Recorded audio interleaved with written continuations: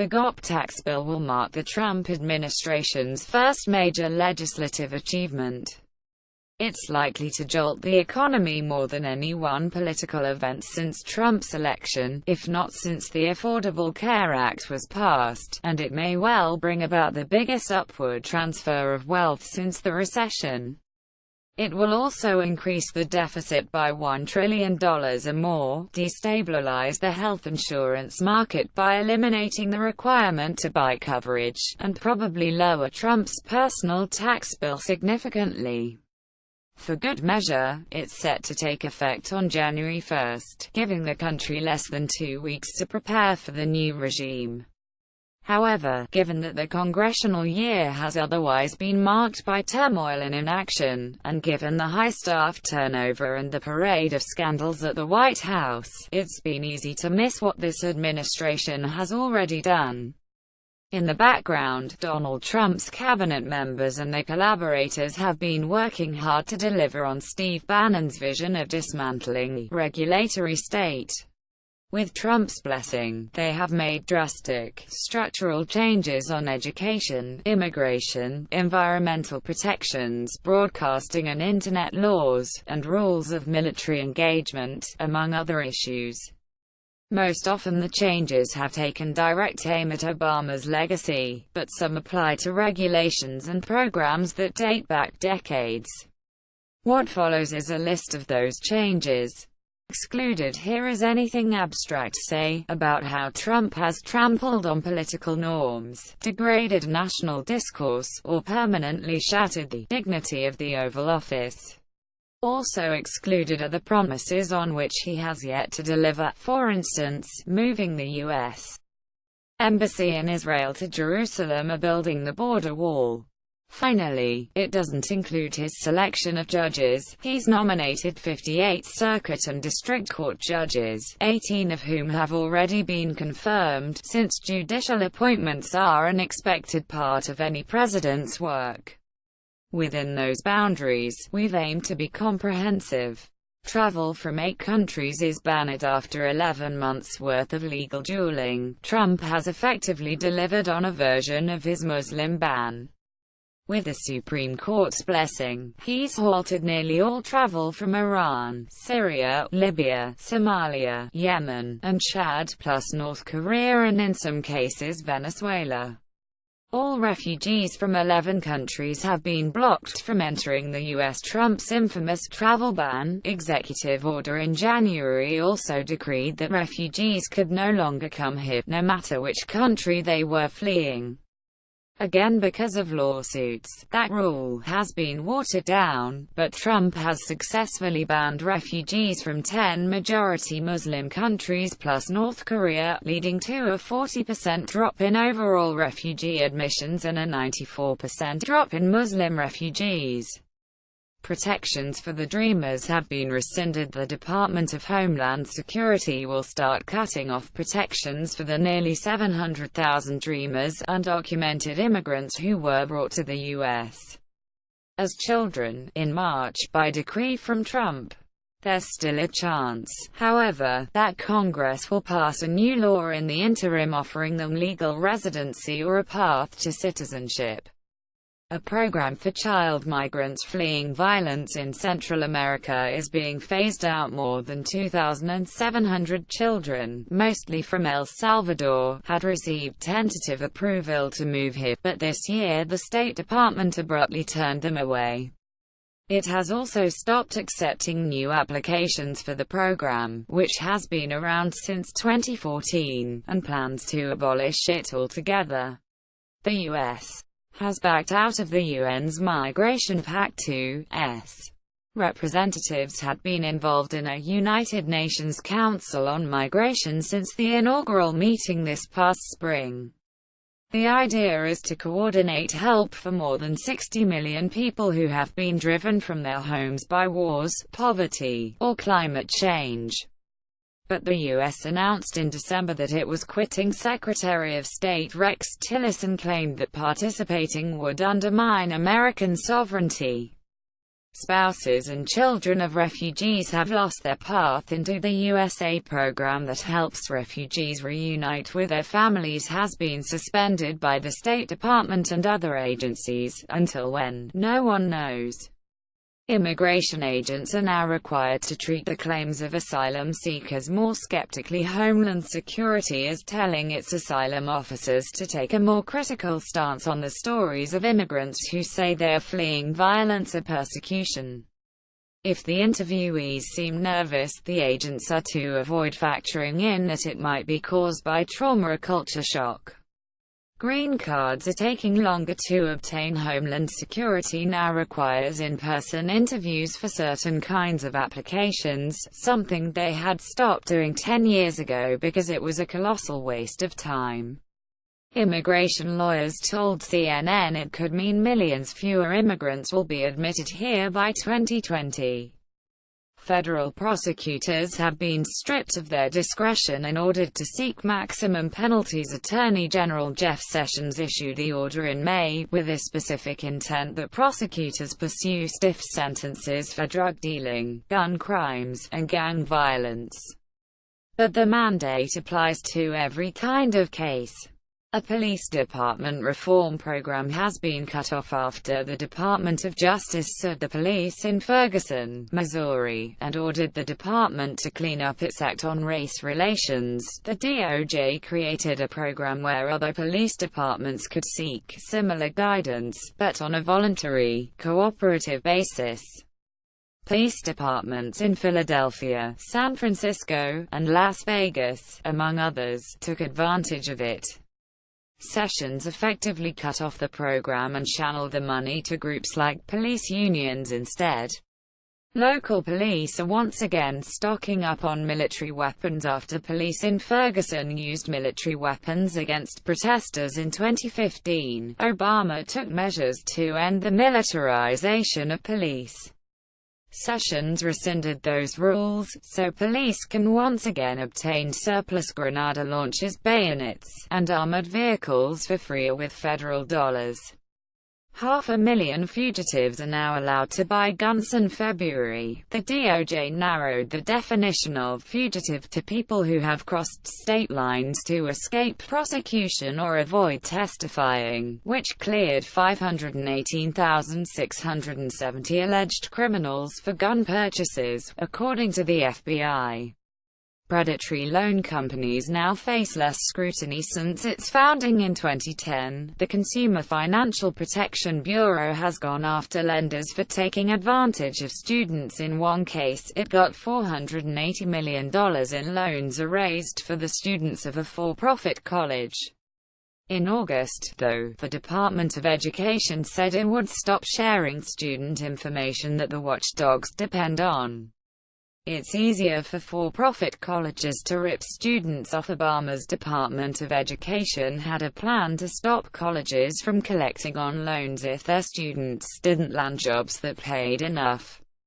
Education Secretary Betsy DeVos stopped the plan from taking effect and said it would have to be rewritten, for the college's sake.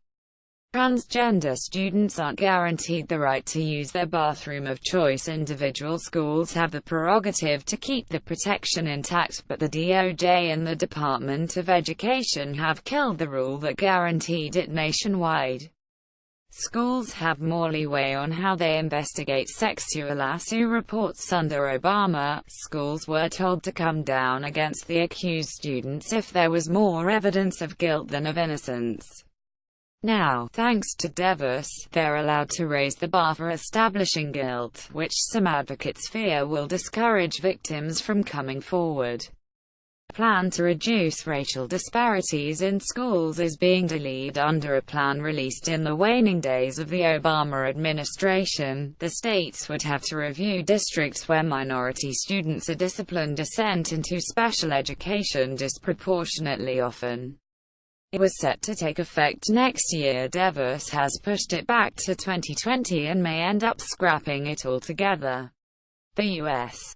has rescinded its commitment to the Paris Climate Accord. The U.S. submitted its formal notice of withdrawal from the Paris Climate Accord in August. Besides the implications for domestic energy policy, this means the U.S. will renege on promises to provide aid to poorer countries for climate measures, and may also cause diplomatic and economic blowback around the world. However, the country technically can't back out until November 4, 2020, at the earliest, and even then the next president could rejoin. The EPA is dismantling its Clean Power Plan. The Clean Power Plan was intended to make sure the U.S. met its overarching goal in the Paris deal, i.e., to reduce carbon emissions by at least 26% by 2025. It would limit carbon pollution from energy plants and would encourage states to invest in alternative energy. Scott Pruitt, head of the Environmental Protection Agency, has said he wants to replace the plan with new guidelines, but meanwhile the repeal is underway. Dakota Access Pipeline is now open, after its final construction phase was greenlighted by the Army. The pipeline runs more than 1,100 miles from North Dakota to southern Illinois. Its construction sparked months' worth of protests last year. Representatives from the tribes expressed worries that it would spring leaks and contaminate water supplies that millions of people depend on. Obama's administration halted the construction, but in January, Trump ordered the Army to review that decision, post-haste. The pipeline opened in June, and the State Department has approved construction of the Keystone XL pipeline. The Keystone pipeline is designed to ship oil from Alberta, Canada, down to Texas, via the Canadian firm TransCanada. Obama rejected TransCanada's application, saying the pipeline would undercut the U.S.'s global leadership on climate change. Trump invited the company to reapply, and in March the State Department approved its plans. Thousands of acres beside national monuments have been auctioned off to oil and gas companies. In total, the Bureau of Land Management has sold the gas and drilling rights to some 54,000 acres of public land in Utah, including some near Dinosaur National Monument, and another 33,000 acres in Utah. To the Bureau's surprise, though, demand has turned out to be fairly low. Rights to additional swaths of land failed to sell for the minimum price of $1.50 per acre. The Arctic and Atlantic Oceans have been opened for more offshore drilling. Obama banned drilling in the seas near Alaska and in the canyons lining the East Coast, but in the spring, Trump signed an order to offer them up for oil and gas leasing, a process that will likely take about 2 years. Environmentalists worry it will devastate marine life and lead to oil spills. The Department of Interior has given coal companies a break on land leasing prices. Coal companies get 40% of their product from public lands, and the royalty rates haven't been updated in 3 decades, which by some estimates, cost taxpayers hundreds of millions every year. Obama's administration tried to remedy this, but Trump's Department of Interior canceled the update before it took effect. Energy companies are no longer required to capture methane leaks when they drill on public land. The methane waste prevention rule, also developed in the Obama years, would force energy companies to capture methane, a potent greenhouse gas, from leaks when they drill on public lands. After some setbacks in court, the Bureau of Land Management has worked out a plan to delay the implementation until 2019. So far it's unclear whether it plans to scrap the rule entirely. The EPA has cancelled limits on the pollutants power plants can dump into waterways. Steam electric plants unload aluminum, arsenic, mercury, and other pollutants into streams, which has been linked to fish die-offs and other environmental problems. Obama's EPA passed limits on how much they could discharge, which it said would keep £1.4 billion out of the waterways each year. But under Trump, the agency has retracted those limits and said it will come up with new guidelines instead.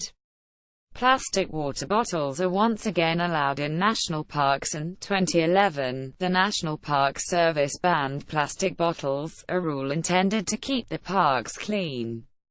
The Trump administration decided, however, that it trampled on the visitors' right to choose how best to keep themselves and their families hydrated, particularly during the hot summer months. It might also have had something to do with the $1.2 million the bottled water industry spent on lobbying. Hunters are free to use lead ammunition in national parks. The Obama administration banned lead ammunition at the end of 2016, along with lead sinkers for fishing, on the grounds that lead is widely known to be toxic. The Department of Interior, led by outdoorsman and former oil company board member Arirang, lifted the rule in March. The bar has been raised for protecting endangered animals. Fish and Wildlife Service declined in October to put 25 animals on the endangered species list, saying there wasn't enough evidence that they were truly in peril. Environmentalists were especially upset about the Pacific walrus, given that its habitat in the Arctic is eroding due to global warming. The Barber's map turtle, the Big Blue Springs cave crayfish, and the San Felipe gambusia were also left off the list. Oil and mining companies no longer have to disclose their payments to foreign governments. The Dodd-Frank financial regulation law required these companies to make public any payments they made to foreign governments to secure mining and drilling rights, a measure intended to curb bribery and corruption in places like Russia and the developing world. As the CEO of Exxon's, Rex Tillerson had lobbied vigorously against it, and the first bill Trump signed after taking office annulled the rule. Financial advisors are not legally required to put their clients' interests first. The Obama administration spent years working on the fiduciary rule, which would have required financial consultants to put clients' interests first when advising them on the retirement accounts. It was supposed to take effect on June 1, but the Department of Labor has refused to enforce it, and the administration is trying to repeal it entirely. Cities have been blocked from creating retirement accounts for private sector workers. New York, Philadelphia, and Seattle were considering setting up retirement accounts for workers who don't have access to them through their jobs, amounting to 13 million people in the three cities. Obama's Department of Labor had provisions to help them, but Congress passed legislation in the spring to halt the project. Investment banks were reportedly irked about the competition. Loopholes for inheritance taxes will survive untouched. Obama's Treasury Department came up with a reform package that would have closed loopholes on estate taxes, but under the new leadership of Steven Mnuchin, the agency has abandoned it. Obviously, Mnuchin said in a speech this past fall, cutting the estate tax disproportionately helps rich people.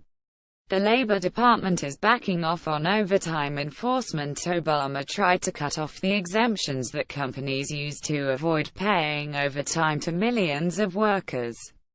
But his plan was challenged in the courts, and over the summer, Trump's Department of Labor announced it wouldn't defend it but would instead write its own new guidelines. The government is no longer fighting pay discrimination under Obama. The Equal Employment Opportunity Commission ordered companies to start submitting detailed data on employee pay, categorized by race, gender, and type of work, starting in September 2017. Lobbyists found it unnecessarily burdensome, so Trump's administration dropped the requirement. The DOJ has decided transgender people are no longer protected by sex discrimination laws. In 2015, the DOJ helped a transgender university instructor sue her employer for discrimination, eventually netting her a $1.1 million award. Under Sessions, however, the DOJ has changed its position. It now says employers are free to discriminate against transgender people, and it plans to argue that position in any future court cases. Government contractors won't face extra scrutiny for workplace conditions. The Fair Pay and Safe Workplaces rule, signed by Obama in 2014, had several parts forcing companies to fix safety hazards if they wanted to compete for large government contracts, requiring them to give workers more information about their paychecks, and protecting women's right to sue in open court for sexual harassment or discrimination. Industry lobbyists called it a jocular, and Trump revoked it in March. The subsidies that undergirded Obamacare have been wiped out. The federal funds went to insurance companies so they could offer cheap plans to poor people. Trump abolished them in October, and as a result, premiums for those cheaper plans have already jumped by 7 to 38%, and, paradoxically, the Congressional Budget Office has estimated that it will add $194 billion to the federal deficit by 2026. There's still a chance, however, that Congress will replace the funding. Employers can now refuse to cover birth control. In contrast to the original Obamacare rules, any employer can now opt out of paying for contraceptives for employees by claiming they have moral or religious objections. Hundreds of thousands of women may lose their access to contraceptives. The government is also paying some of the legal fees for groups that sued the Obama administration to get this mandate overturned. The right to sue banks in class action lawsuits won't be expanded. After all, banks and credit card companies often put fine print into contracts, stipulating that customers can't join class action suits against them no matter what, say, for example, when they defraud customers en masse. The Obama administration spent 5 years working on a vast rule that would have encouraged more class action suits, but in October, Congress voted to strike it down, and Trump swiftly signed the bill. The FCC has abolished net neutrality. The 2014 net neutrality rules required Internet service providers like ACT to deliver all content, from news stories to pornography to cat videos, at the same speed, and prevented companies like Netflix and Facebook from buying faster access than small companies. The FCC voted in December to revoke those rules. It also voted to reduce its own influence over broadband companies, which will constrain future regulatory efforts. The FCC is letting a conservative media conglomerate buy more local TV stations than allowed by law. Sinclair Broadcasting, which buys up local TV stations and requires them to run laudatory segments on Trump, already broadcasts to 38% of U.S. households, which is just below the legal limit. But in August, the FCC found an obscure loophole that will let Sinclair buy 42 more stations and expand its reach to as much as 72% of the country. The FCC is targeting rules meant to protect local journalism. The FCC has taken other measures to help Sinclair as well. In October, it knocked down the main studio rule from 1940, which required broadcasters to have a physical studio in any area they had a license to transmit from. The rule helped protect the connection between local communities and their news organizations. And in November, the agency removed limits on how many stations and newspapers any company can own in a single local market. Planned protections on Internet privacy have been cancelled. Obama's FCC designed rules to make Internet providers like AT and Verizon obtain their customers' permission before using the customer's precise geolocation and information on their health, finances, children, and web browsing history for advertising and marketing. The House and Senate both voted to repeal the rules, without a single Democrat support, and Trump signed the action into law. Federal broadband subsidies for the poor are being revoked. The FCC gives $9.25 each month to households below a certain income level so they can afford internet or phone service. In November, its board voted to impose a cap on the subsidies, and it also approved a measure that will force most poor households to find a new internet provider. However, the changes haven't been finalized yet. A public comment period is still ongoing. The EPA has decided not to ban a ubiquitous pesticide from farm chlorpyrifos, which farmers use to kill pests on fruits and vegetables, has been known to cause headaches and nausea at high doses and to harm fetal development. There's little research on whether residue on vegetables is harmful, but the pesticide has been banned from household and garden use since 2000, and the UK has banned it on almost all crops. Scott Pruitt rejected a ban on its use in agriculture, against the urging of EPA scientists. The military and CIA have eliminated measures that protected civilians from drone strikes in the fall. Trump approved 2 changes to the use of military drones, according to the New York Times. One change allowed the military and CIA to target low-level jihadists with no particular skills or leadership roles. The other removed the requirement for high-level vetting before an attack is carried out. All told, this administration has killed more civilians while fighting ISIS than Obama's administration did in 3 years.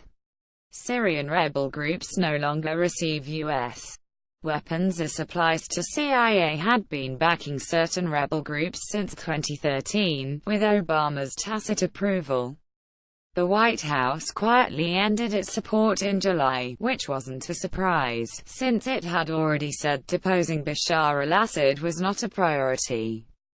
Travel and business transactions with Cuba have been severed again just as it was before Obama's overtures in late 2016. Americans can only travel to the island nation in tour groups and can't stay at certain hotels or eat at certain restaurants. A similar ban is in place for businesses. FEMA has dropped construction standards meant to help with flood preparation. Their agency issued construction standards in 2015 for roads, housing, and other infrastructure built with federal money, in response to climate change. One provision, for instance, would have required buildings to be elevated from the reach of rising water. Trump struck the rules down less than 2 weeks before Hurricane Harvey hit. A rule aimed at combating housing segregation has been suspended. The small area market rent rule, which was scheduled to take effect next year, would give bigger subsidies to some Section 8 recipients so they can afford to move out of impoverished areas. Under Ben Carson's leadership, the Department of Housing and Urban Development has delayed implementation for 2 years, though advocates are suing to end the delay. The USDA is making it harder for small farmers to sue big agriculture companies. A rule set to take effect in February would have made it easier for farmers to prevail in lawsuits against companies they work with when they feel they've been shafted in business deals. That provision was delayed, then thrown out in October. Many federal agencies are being less generous with public information. The FBI's first major crime report this year had 70% fewer data tables than the version from last year, making it harder to assess trends in violent crime. Data on workplace deaths has been removed from OSHA's homepage and relegated to the website's interior. EPA scientists have been restricted from speaking in public about climate change. The White House no longer keeps logs of its visitors, which would reveal who has had direct access to the president. The same is true at Mar-a-Lago, and the administration has refused to release the names of some members serving on its deregulation teams. States' ability to defund Planned Parenthood has been restored. Numerous state legislatures have worked since 2015 to defund any health clinics, including Planned Parenthood, that provide abortions. A rule from the Obama administration blocked their efforts for a few months early this year, but Congress quickly voted to undo it, and Trump signed the bill in April. International non-profits that provide abortions can be defunded. Tooth Mexico City policy, announced by Reagan in 1984, revoked federal funding for any non-governmental organization, anywhere in the world, that provides abortion counseling. It has been repealed and reinstated several times since, depending on which party is in power, and Trump reinstated it in January.